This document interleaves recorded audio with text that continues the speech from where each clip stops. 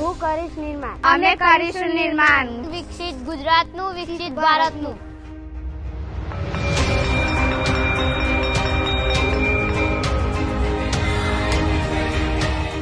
આ છે ગુજરાતની નવી પેઢી, શક્તિમાં જાનદાર અને બુદ્ધિમાં શાનદાર.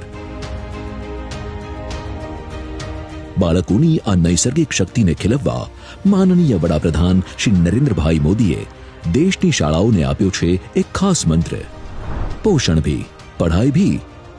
આ મંત્રને હૃદય રાખીને ગુજરાતના પ્રત્યેક બાળકને શાળામાં શિક્ષણની સાથે સાથે પૂરા ન્યુટ્રિશન વાળું સુપોષણ આપવાનો સંકલ્પ કર્યો ગુજરાત સરકારે અને મુખ્યમંત્રી શ્રી ભૂપેન્દ્રભાઈ પટેલના માર્ગદર્શનમાં લોન્ચ કરી મુખ્યમંત્રી પૌષ્ટિક અલ્પાહાર યોજના.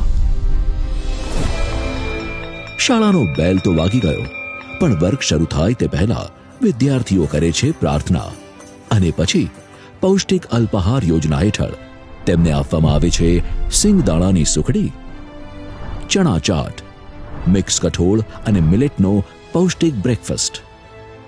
વિદ્યાર્થીઓને વય જૂથ પ્રમાણે પૂરતી કેલરી અને પ્રોટીન સહિતના પોષક તત્વો મળી રહે તે પ્રકારે આ અલ્પાહારનું આયોજન કરાયું છે. અને હા, બપોર થાય એટલે પીએમ પોષણ યોજના હેઠળ પૌષ્ટિક ભોજન તો ખરું જ. રાજ્યની 32,000થી વધુ શાળાઓના બાલવાટિકાથી ધોરણ 8 સુધીના અંદાજે 41 લાખ વિદ્યાર્થીઓને પોષણયુક્ત આહારનો આ લાભ મળી રહ્યો છે.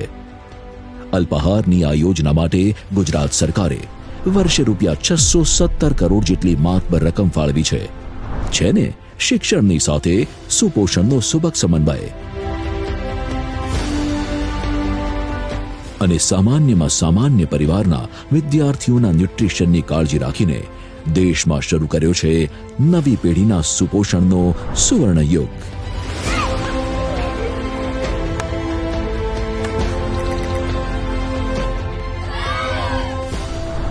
મુખ્યમંત્રી પૌષ્ટિક અલ્પાહાર યોજના. વિકસિત ભારત, વિકસિત ગુજરાત.